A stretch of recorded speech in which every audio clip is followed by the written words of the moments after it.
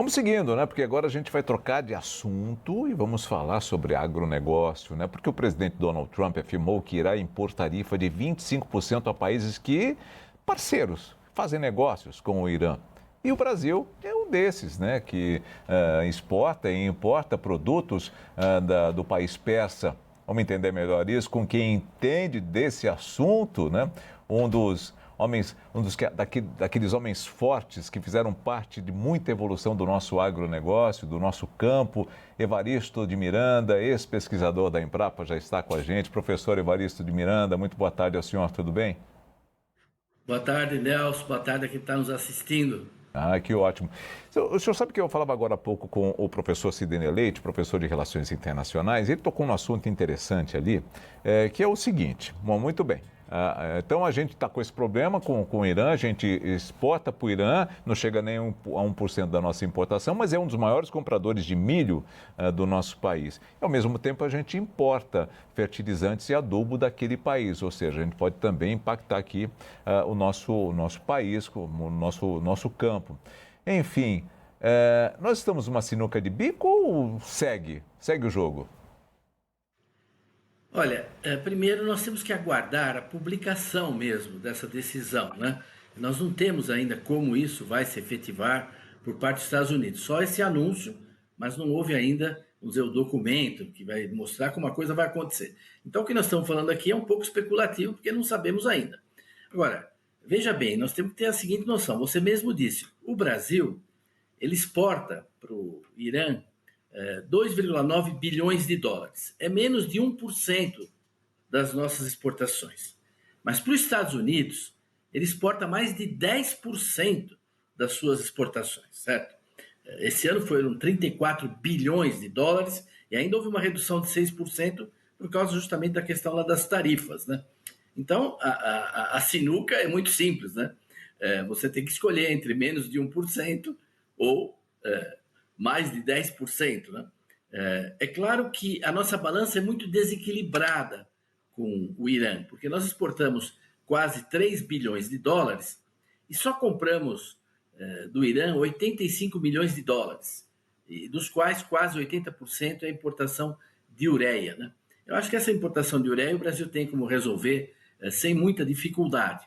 Agora, na exportação, como você disse, 87% dessa exportação nossa para ele, que é grande, 2 bilhões, é soja e milho. E eles são mesmo o segundo comprador de milho depois da China, que é um comprador enorme. Então, esses são um pouco os números, né, que nós temos que considerar.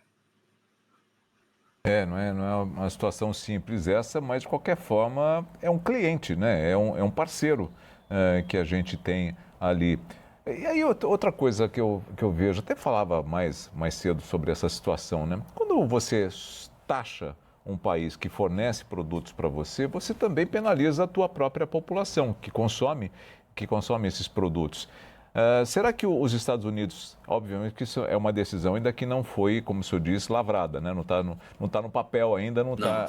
não foi implantada, mas de qualquer forma, será que os Estados Unidos eles aplicariam uma taxação sobre os produtos que são exportados e importados desses países, do Irã, por exemplo, ou a taxação viria sobre todos os produtos? A fala dele é bastante assustadora, porque ele É. fala todas e quaisquer transações, né? Então, por exemplo, o Brasil tem relação com o Irã. Então, todas e quaisquer transações dos Estados Unidos com o Brasil, do Brasil com os Estados Unidos, receberiam essa taxação. Mas nós temos que aguardar realmente a publicação. Por outro lado, quando você diz de prejudicar, por exemplo, o consumidor norte-americano, isso pode ocorrer como aconteceu um pouco no caso do café, né? Porque o Brasil tem um peso enorme, né, na exportação de café para os Estados Unidos. Mas você sabe, também abre oportunidade para outros países que não estão com o mesmo problema. Quer dizer, países que não têm uma relação com o Irã, por exemplo, pode ocupar o lugar do Brasil em várias coisas. Já aconteceu nesse ano que passou, quando nós vivemos essas tarifas. Quer dizer, o México, o Vietnã, vários países cresceram em exportações, nós perdemos o lugar para eles. Agora, você disse bem, e para as pessoas terem uma ideia, o Irã é um parceiro comercial mais importante que a Rússia para o Brasil. A gente vende mais para o Irã que para a Rússia. né?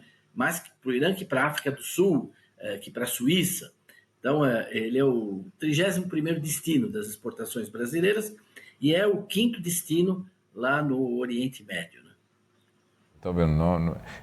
Parece pequeno, né, quando a gente olha no montante geral, né, de quanto o Brasil exporta para o mundo, mas tem toda essa importância, essa relevância, e entrando também no Oriente Médio. Ah, o que a gente precisa fazer, pelo menos nessa questão de expandir ainda mais as nossas exportações, para situações como essa que nós vamos ser taxados em 25%? Por exemplo, a China foi taxada em 145% em determinado momento ali pelo presidente Donald Trump. Ela falou, ok, então eu também vou taxar vocês, isso aqui segue a vida, né? A gente tem como seguir a vida, a gente tem como suportar a baixa demanda se houver uma taxação para o Brasil dos Estados Unidos? Se vier uma taxação adicional no estilo que ele anunciou, né, sobre todas e quaisquer transações, nós vamos voltar à situação do ano passado, não é? E o Brasil não tem como devolver isso na mesma moeda de forma alguma, né? Nós temos que existe toda uma bravatas aí, pessoal falando bobagem, né?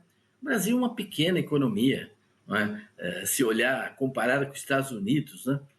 Nós não temos poucas coisas para poder falar grosso numa história dessa, né? Tem que negociar, como o Brasil tem feito, tem que conversar. Talvez, por exemplo, nessa publicação que eles vão fazer, eles isentem os alimentos, né, disso. Então aí já o nosso milho não entraria mais em consideração, né? É difícil dizer, nós precisamos esperar, é provável que venha lá isenções, enfim, coisas desse tipo. Na realidade, quem precisa resolver essa situação é o povo do Irã, né? O Irã está assassinando a sua população, são imagens impressionantes, né, dos cadáveres lá no Irã, né? Provavelmente mais de 10 mil pessoas assassinadas assim pelas forças policiais, etc., né? O próprio governo do Irã declarou hoje que já morreram 2 mil pessoas. Quer dizer, se ele reconhece 2 mil, imagina quantos devem estar morrendo.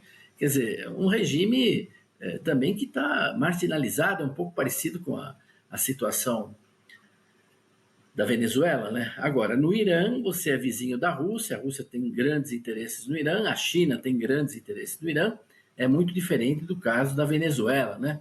Onde, apesar da amizade com a China e com a Rússia, né? Era uma distância muito grande. Então, os Estados Unidos tomaram lá suas medidas e esses países quase que reconheceram que isso está lá no quintal dos americanos, né? Mas o Irã não, ele está mais no quintal da Rússia e pode ser que tenha mesmo uma intervenção militar lá, pode ser que a situação mude no Irã e já caiu toda essa conversa que nós estamos tendo aqui. Desculpe se eu entro assim um pouco nesse tema interno do Irã, mas realmente o chanceler da Alemanha disse hoje que o governo do Irã não dura no máximo dias ou semanas, né? O chanceler da Alemanha disse isso hoje. Não sei, ele está vaticinando, mas ele falou, né? E é claro que se mudar lá, muda tudo isso que nós estamos falando aqui, né? Não sei se você concorda, Nelson. Sim, sim, Evaristo, com certeza, não há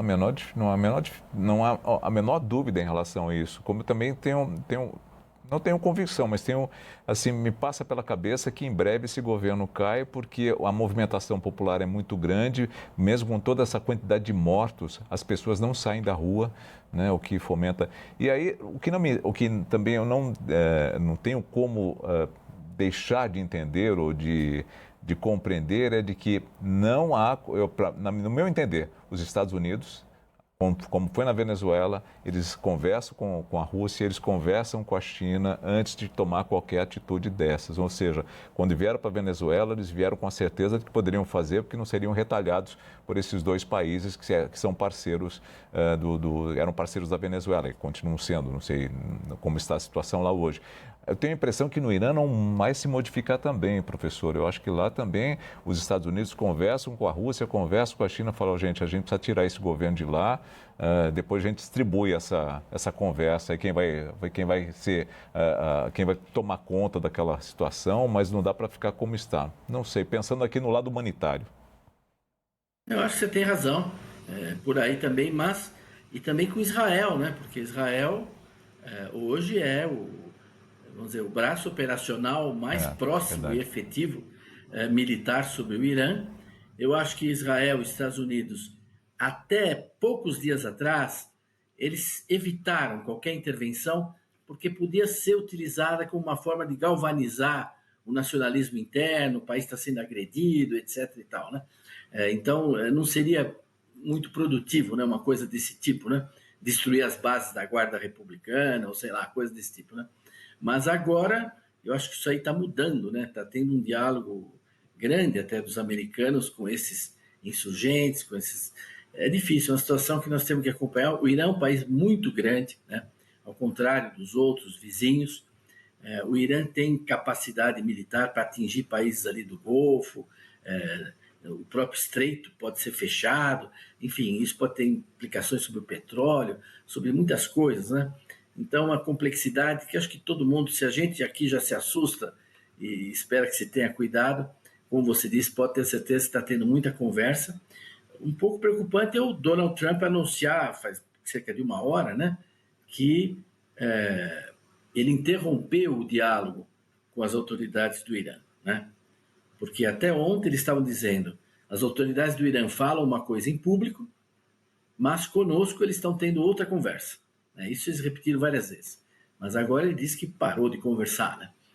Então, temos que acompanhar. Eu acho que talvez isso acabe não resultando em nada até para o Brasil. A gente precisa esperar para ver, né? Seria um impacto... se o Brasil tiver que optar, sinceramente, entre menos de 1% dos nossos negócios contra mais de 10%, eu acho que não há dúvida do que você vai ter que fazer, né? De quem você vai ter que sacrificar. Não tem como, né? Não tem como. Mas eu não creio. Vamos ver o que acontece lá no Irã. Professor Evaristo Miranda, muito obrigado mais uma vez. Eu que agradeço. Um grande abraço aí, Nelson. Outro grande para o senhor.